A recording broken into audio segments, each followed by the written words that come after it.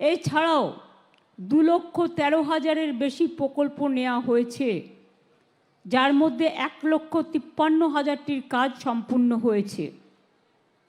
জলস্বপ্ন প্রকল্পে এই জেলার প্রায় 15 লক্ষ বাড়িতে পানীয় জল পৌঁছে দেওয়ার জন্য 3,528 কোটি টাকা খরচ করে কাজ করা হচ্ছে।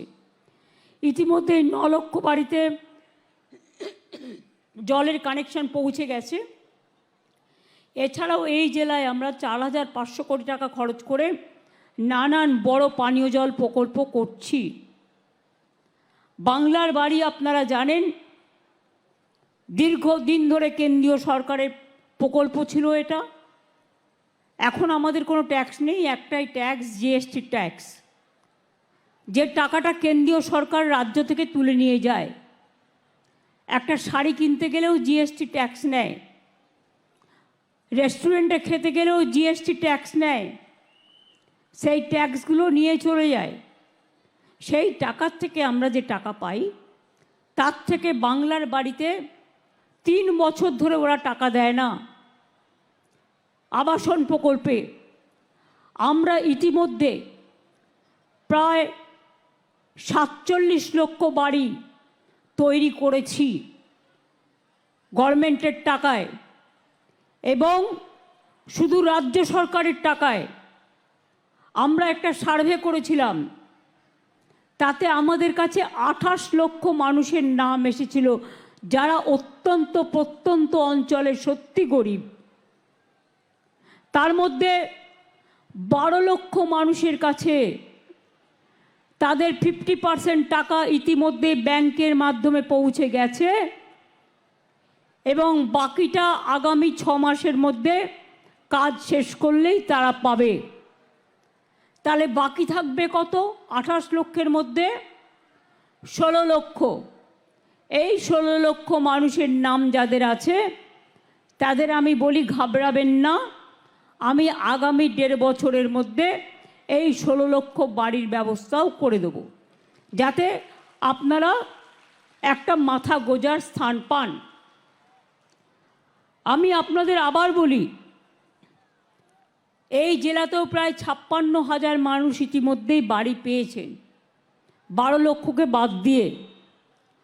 রাস্তা ব্রিজ নতুন করে বলবো না, আমরা অনেক রাস্তা করেছি। এখানে মুড়িঘাটা ব্রিজ হয়েছে, আপনারা জানেন, ইছামতি নদীর ওপর। হাসনাবাদে কাটাখালীতে বনবিবি সেতু হয়েছে। আমি নিজে হিঙ্গলগঞ্জ গিয়েছিলাম পরিদর্শন করতে, বনবিবির মন্দিরও তৈরি করেছিলাম, কথা বলে এসেছিলাম, পরে হয়ে গেছে। এবং এছাড়াও যেটা বনবিবি সেতু, মুড়িঘাটা ব্রিজ, এগুলো তো হয়েছেই।